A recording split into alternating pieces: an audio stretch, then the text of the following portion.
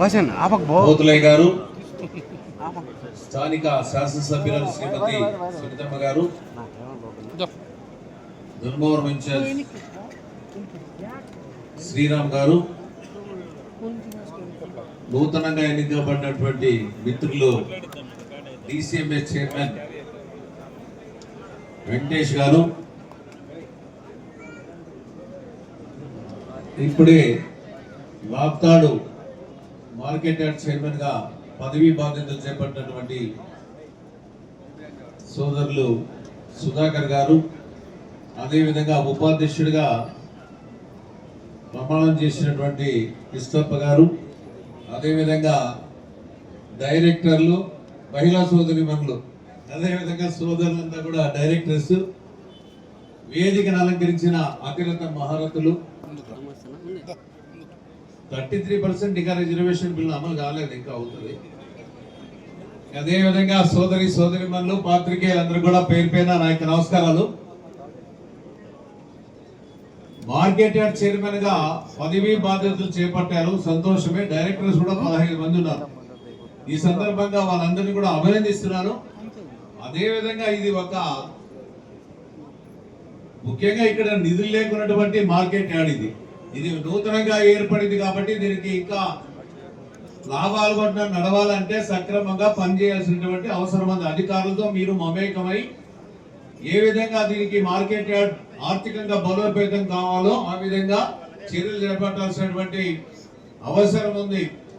ఈరోజు టొమాటో వస్తా ఉంది, ఇక్కడ ఇది సుమారుగా ఒక 2-3 నియోజకవర్గాల నుండి వస్తా ఉంటుంది. ఇది కూడా మార్కెట్ చెస్ కూడా సరిగా వసూలు చేసి, అదే విధంగా ఆ చెస్ ఏ విధంగా వస్తుందో దాని రైతులకి లింక్ రోడ్స్ కానీ ఇట్లా రోడ్స్ చేసేదానికి అవకాశం ఉంది. కాబట్టి ఇప్పుడు ఒక 1 కోటి రూపాయలు మాత్రమే నిధులు ఉన్నాయని చెప్పారు.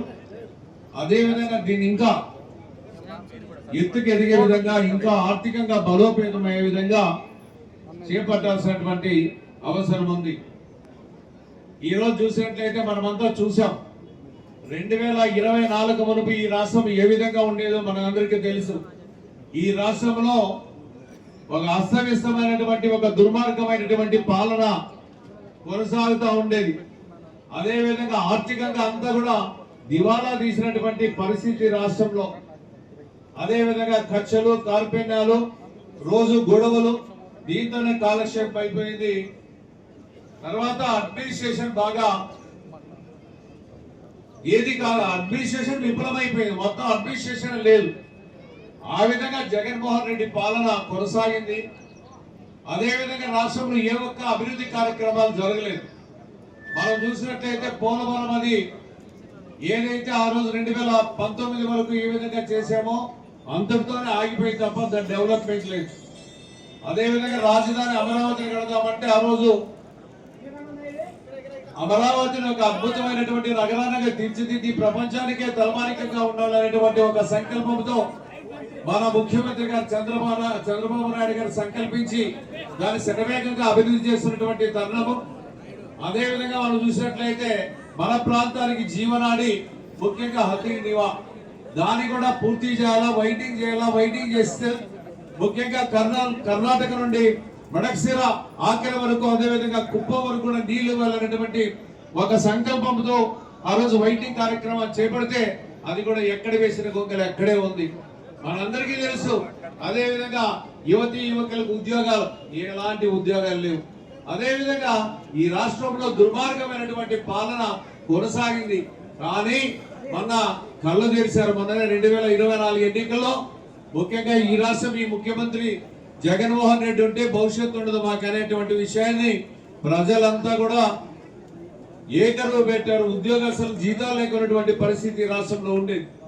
కాబట్టి రైతాంగం కూడా చూసినట్లయితే రైతాంగాన్ని కూడా గిట్టుబాటు లేనటువంటి సందర్భం, రైతులు కూడా అందరూ కూడా నష్టపోవడం జరిగింది. అలాంటి తరుణంలోనే మనకి మొన్న జరిగినటువంటి ఎన్నికల్లో భారీ మెజార్టీ ఇచ్చి అపోజిషన్ కూడా లేకుండా గెలిపించారు. కానీ మనం కూడా ఆశిస్తా ఉన్నాం, మేము తొందరగా ఆ పనులు చేయాలా, ఈ పనులు చేయాలనుకుంటే కొంత ఇబ్బంది ఉంది, ఆర్థికమైనటువంటి ఇబ్బందులు ఉన్నాయి. ఈ రాష్ట్రంలో అప్పులు చేసి కుప్పలు పెట్టిపోయాడు తప్ప ఇప్పుడు అప్పుల మీదే ప్రభుత్వాన్ని నడుపుతా ఉన్నాం. కానీ సంపదను సృష్టించి అదే విధంగా ఆ సంపదను ఖర్చు పెట్టాలనేటువంటి ఆశయంతో చంద్రబాబు నాయుడు గారు ముందుకు వెళ్తా ఉన్నారు. ఈ రోజు చూసినట్లయితే పరిశ్రమలు కూడా దాదాపుగా 9 లక్షల కోట్ల రూపాయలు మన రాష్ట్రానికి పెట్టుబడులు కూడా వస్తా ఉన్నాయి.